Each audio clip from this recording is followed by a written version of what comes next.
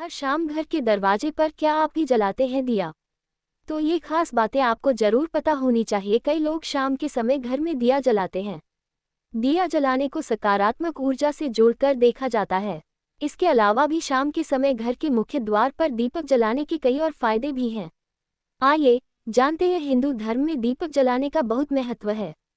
पूजा और धार्मिक अनुष्ठानों के अलावा कई तीज त्योहार पर भी घर में दीपक जलाया जाता है। दीपक को सकारात्मक ऊर्जा से जोड़कर देखा जाता है। वहीं आपने अपने आसपास ऐसे कई लोगों को देखा होगा जो शाम के समय घर के दरवाजे पर दीपक जलाते हैं।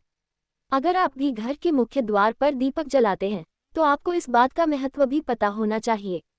आइए जानते हैं घर के मुख्य द्वार दीपक जलाने के नियम और महत्व क्या है।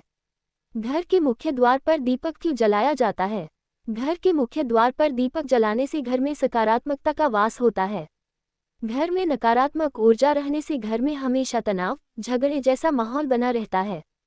सुख शांति नहीं होती या फिर घर के सदस्य हमेशा बीमार पड़ते रहते हैं। आपके घर में अगर आर्थिक तंगी है तो आपको दीपक जरूर जलाना चाहिए। इससे आर्थिक तंगी दूर होती है और कर्ज से भी मुक्ति मिलती है।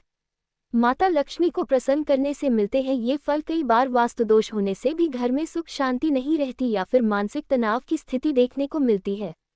घर से वास्तुदोष को दूर करने के लिए घर के मुख्य द्वार पर दीपक जलाना चाहिए। माता देवी को केवल धन की देवी ही नहीं माना जाता बल्कि उन्हें यौवन, भाग्य, वैभव, राजसी सत्ता की देवी भी माना जाता है। इसलिए अपने जीवन में इन सभी चीजों की प्राप्ति के लिए घर के मुख्य द्वार पर दीपक जलाने से माता लक्ष्मी प्रसन्न होती है।